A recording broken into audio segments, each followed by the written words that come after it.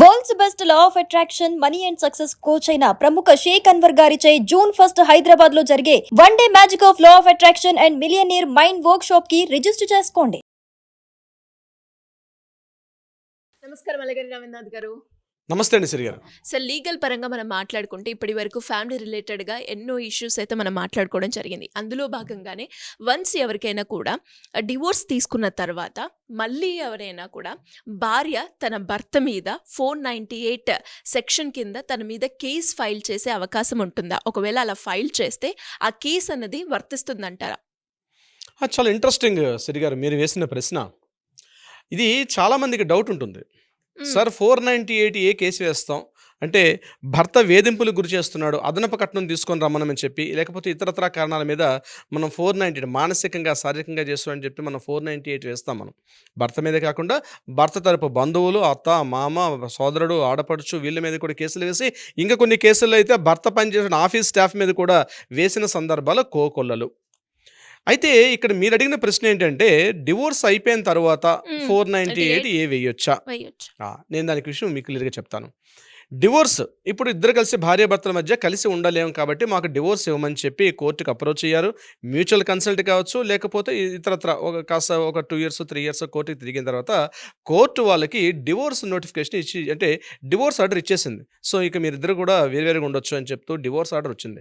ఈ తర్వాత కూడా 498 వేయొచ్చండి కొన్ని సందర్భాల్లో. ఏ సందర్భాల్లో సార్? ఇప్పుడు వాళ్ళిద్దరూ కలిసి ఉన్న సందర్భంలో అయితే ఇక్కడ 498కి ఒక లిమిటేషన్ పీరియడ్ ఉంది. అంటే 3 years మాత్రం లిమిటేషన్. అంటే భార్య మీద భర్త ఏదైనా వేధింపులు గురి చేస్తున్నట్లయితే 498 ఏ సెక్షన్ కింద కానీ మనం అటెంప్ట్ ఫైల్ చేసినప్పుడు 3 సంవత్సరాల లోపు మాత్రం వేసుకుంటేనే దానికి ఒక లీగాలిటీ ఉంటుంది. 3 సంవత్సరాలు దాటితే 498 మీద లీగాలిటీ ఉండే అవకాశం చాలా తక్కువ. ఎందుకంటే 498 కేసులో కానీ పొరపాటున అతను నేర నిరూపణ జరిగినట్లయితే 3 సంవత్సరాల పాటే శిక్ష అన్నది కాలపరిమితి ఉంటుంది. కాబట్టి దీనికి కూడా ఒక లిమిటేషన్ పీరియడ్లో 3 సంవత్సరాలు వేశారు.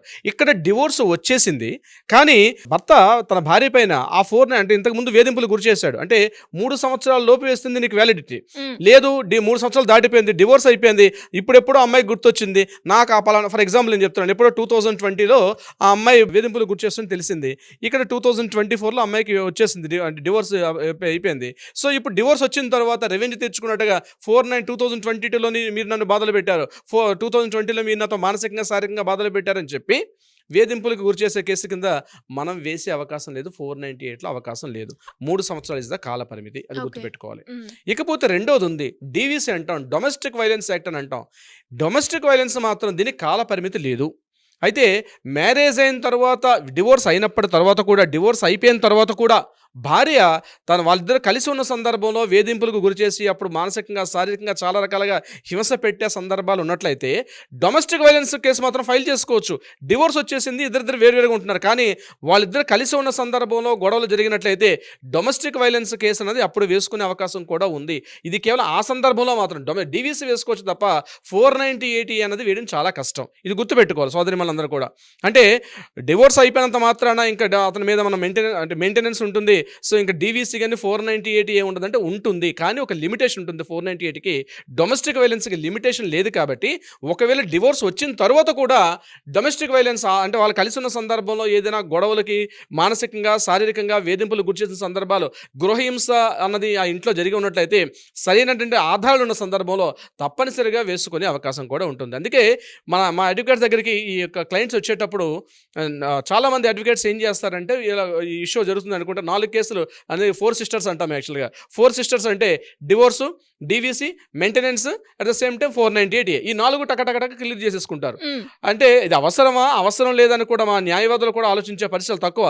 వచ్చారంటే ఇమీడియట్గా అమ్మ నువ్వు 498 వేసేసేమో మీ ఆయన మీద, ఈ డివోర్స్ కూడా రెడీ చేసేసుకో, దీనికి ఏమైనా ఆధారాలు ఉన్నాయా, దీనికి ఎవిడెన్స్లు ఏమున్నాయని చెప్పి అది కూడా కలెక్ట్ చేస్తారు.